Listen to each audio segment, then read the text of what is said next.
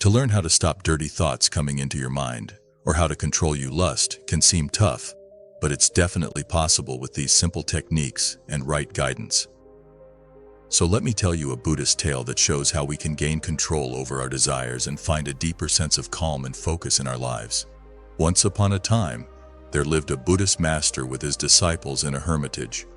One of the disciples, whom we'll call Anand, used to go daily to the village to ask for alms. Every day he would pass by a river. One day, when Anand was going to ask for alms in the village, he saw a village boy hiding behind a tree and watching something. Curious, Anand went to him and asked, "Friend, what are you watching?" The boy looked behind and whispered, "Keep quiet. Don't you see? I am watching those beautiful girls." Anand also looked in the same direction and saw that some girls were taking a bath in the river. He said, "Oh, this is not right. You should not watch them like this." The village boy replied, "Can't you see how beautiful these girls are? I am an admirer of beauty. Look at their beauty. They are captivating. See with my eyes." Listening to this, Anand again started to watch those girls. As soon as thoughts of lust arose in his mind, he also hid behind the tree. When he was hiding and looking at those girls, then for a moment he started to tremble from inside and asked himself, "What am I doing? Is this me? This is not right. I should leave from here." He quickly left and reached the monastery. After reaching there, he got busy with his work. But what he had just seen was coming again and again in front of his eyes. The same scene was playing in his mind, and his mind was tempted to see the same scene again. It did not feel like doing any work. The next day, he left a little earlier out of curiosity to see those girls again. He again went to the riverbank and started watching the girls with the village boy. Now it became his daily routine. He would leave from the monastery, come to the riverbank, hide behind a tree, and keep watching girls.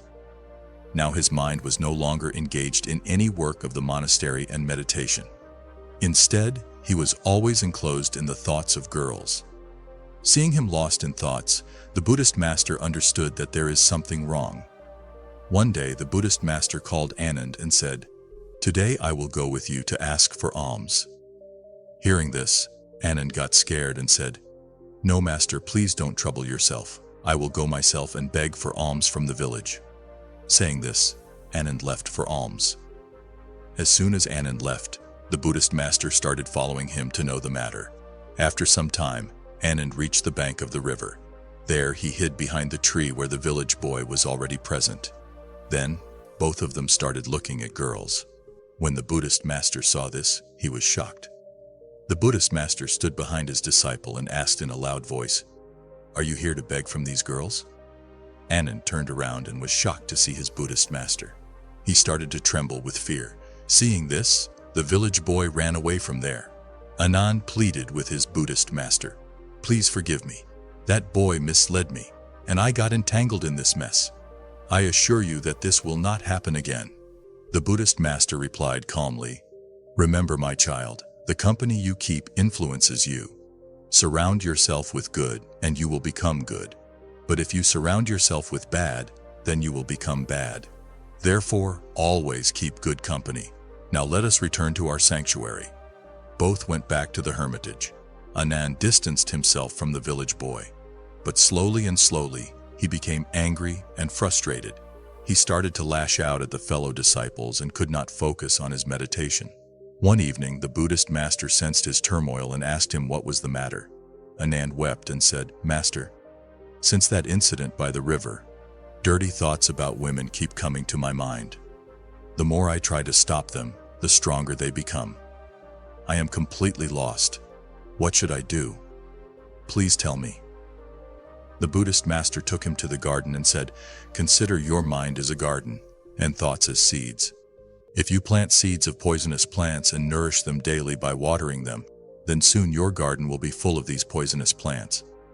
However, if you decide to stop planting seeds of poisonous plants and start planting and nurturing beautiful flowers, over time, the poisonous plants will wither away, and slowly, your garden will be filled with vibrant and beautiful flowers." Similarly, the thoughts and images we continuously nourish and focus on grow and dominate our mind. If we decide to shift our attention and nurture positive and wholesome thoughts, the negative or dirty ones will start to fade away. Anand asked, "But Master, during meditation my mind is flooded with dirty thoughts. How can I prevent this?" The Buddhist Master responded with a gentle smile. "Don't fight those thoughts. The more you try to resist those thoughts, the stronger they will become. By trying to suppress them, you unknowingly attach yourself to them. Being too attached to these thoughts makes their impact on you even stronger. Let the thoughts come and go. Watch them without judgment. Consider it like watching a movie.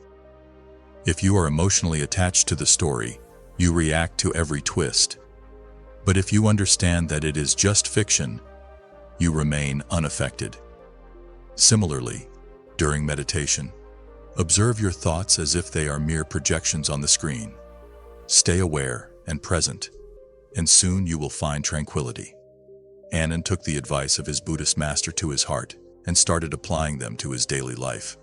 He made a conscious effort to avoid explicit content, and with time, his intrusive sexual thoughts began to fade away. During meditation, he stopped resisting his inner thoughts and allowed them to flow naturally. As a result, he found peace of mind and a life filled with happiness and serenity. If we see in our lives, we will find that many people, especially young ones, sometimes struggle with unwanted sexual thoughts. These thoughts can bother us even when we are trying to meditate. It is important to understand that these thoughts are not random. They often come from things we have seen or thought about before. However, it is natural to have sexual feelings, but obsessing over them is not healthy. If you are constantly thinking about sex, then it is because you have let those thoughts grow in your mind. Some people watch explicit content on the internet and then feel like they can't control their thoughts. The solution is to stop exposing to your mind to such content, and do not panic if these thoughts arise during meditation or in daily life. Like when we clean our house, all the garbage comes out. Similarly, when we meditate, all the garbage of the mind starts to come out. Meditation can actually help cleanse our mind. The key is to observe these thoughts without attachment, just like watching a movie without emotions. Over time, your mind will become more peaceful, and you will find the joy of meditation. So avoid sowing those seeds in your mind and practice meditation to purify your thoughts slowly but surely.